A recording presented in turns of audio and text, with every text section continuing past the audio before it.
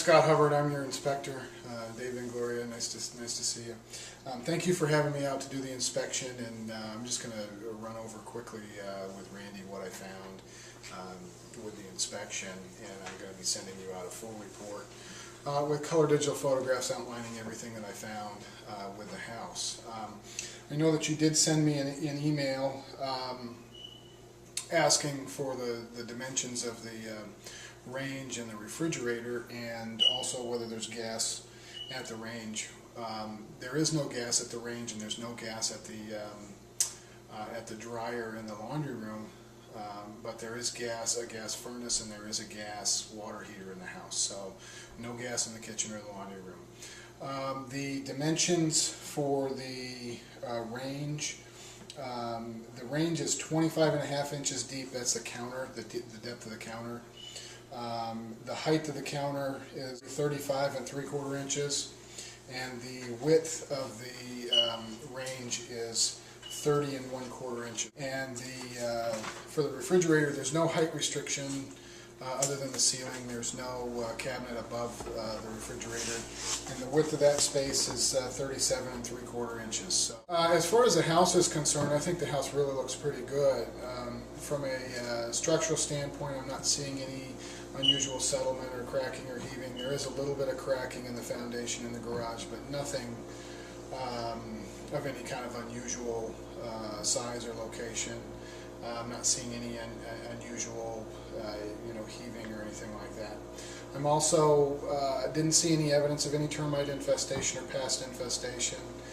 The trusses looked good in the attic, and from a structural standpoint, I think the house looks really good. From an exterior standpoint, I think that there's a little bit of maintenance that needs to be done. You know, the house is about 10 years old, and we're just getting to that point where there's some painting that needs to be done, trim around the garage doors, and some dings in the stucco and some cracks in the stucco. There's a little bit of dry rot starting on the patio eave. Nothing of any real where you need to replace any kind of wood or anything at this point. But I'm going to recommend some maintenance to the patio roof seams so that we don't get any more water leakage in that area.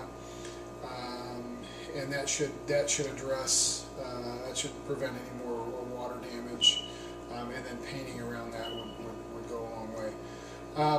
As far as the roof is concerned, the patio roof, I just mentioned we have a little bit of maintenance that needs to be done on that. Where they tied the patio roof into the main house, they kind of cut the roofing material a little bit short, and so I think in a driving rain, and we've been getting a lot of rain this year, it's been a pretty wet year for us. But in a driving rain, you'll get a little bit of water intrusion underneath that patio roof where it meets the house. So I'm not seeing any evidence of any water intrusion inside the house, but we're getting a little bit of staining to the sheathing underneath. And so I'm going to recommend some maintenance up on top to kind of prevent that water intrusion. Like I said, it looks like it's only going to happen if you get a driving rain into that area. If you get just a little drizzle or a little straight down, just kind of a rain, it's not going to, I don't think it's going to leak. As far as the main roof goes, the tiled roof, I didn't find any broken tiles, but there's about 2 or 3 loose tiles that I'm going to recommend be pushed back up into place and secured, and there's some flashings up there that need to be secured as well. But I'm not seeing any evidence of any water leaks in the main roof. I think just some minor common maintenance up there will go a long way. So, as far as the electrical system goes, I didn't find any evidence of any electrocution hazards or fire hazards or overheating electrical. I think the electrical system looks pretty good. Again, there's going to be some minor maintenance, things like burnout light bulbs and things like that. All of the outlets looked good.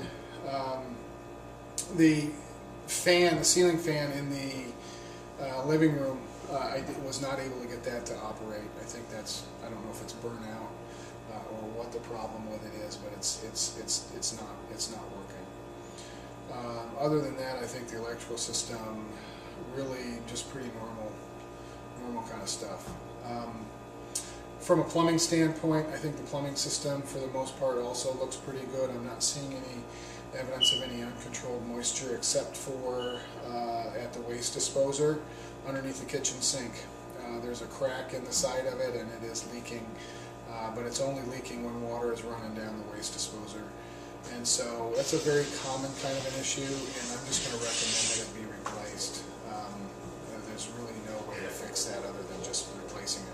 Other than that, the sinks look good, the faucets look good, the showers all operated properly, the tubs, I'm not seeing any evidence of any damage. The toilets look good. The water heater ran just the way that I expected it to run, and I'm not seeing any evidence of any leakage or damage. It is the original water heater to the house, so we are getting a little bit of age on it, and so I will pay close attention to it. But as far as the plumbing system goes, I'm really pretty pleased with it, other than just some minor maintenance kind of stuff. Heating and air conditioning systems. You've got a gas furnace and an air conditioning, regular air conditioning system. The gas furnace worked exactly the way I wanted to see it run. I'm very happy with that. And so just typical maintenance on that. The air conditioning system is original to the house. It ran fine. It ran just the way that I expected it to run. The temperature split was right where I wanted it. But it is an older unit, and we're kind of getting to the point where it's going to. You might start seeing some maintenance and some breakdowns with it. So I would definitely keep a warranty on it. But like I said, it is working properly today, and I'm going to recommend that it be serviced. As far as the pool is concerned, I think the pool looks pretty good. We have a few maintenance items that need to be done out there. The in-floor vacuum or the in-pool vacuum for the pool is missing, so that'll need to be replaced. I'm not seeing any evidence of any leaks in the pool or of the pool plumbing. The chlorinating system is not working properly. It's indicating that there's no salt in the pool, and the service the salt cell. So I'm just going to recommend some normal maintenance out there. But the pool shell itself looks good. The deck looks good. The plaster and the tile really look good. The pump and the electrical system, the light looks good. So just really typical kind of maintenance, cleaning, and some minor repairs need to be done with the pool. And then inside, I think the interior finishes. The house is in. The carpets are kind of dirty. There's some pet stains and some pet damage in the hallway. Looks like the prior tenants or owners had a little dog or something that went to the bathroom on the carpet in the same spot, and so there is some damage to some of the base moldings and the carpet that really I would think would need to be replaced. And but other than that, interior-wise, I didn't really find any holes in the walls, or the cabinetry looks good, and the countertops look good, and the doors and the hardware look good. I didn't find any broken glass in the windows. We are missing some window screens, but all in all, I think the interior finishes.